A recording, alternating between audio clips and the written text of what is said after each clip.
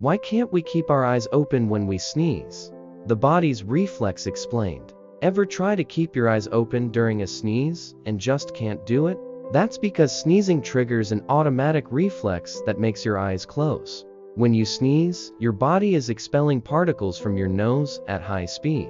And closing your eyes is a way to protect them from any irritants or particles that might be in the air. It's like your body's safety mechanism kicking in. The nerves involved in sneezing also connect to the muscles around your eyes, which is why your eyelids automatically close as part of the sneeze reflex. So, next time you sneeze with your eyes closed, thank your body for looking out for you.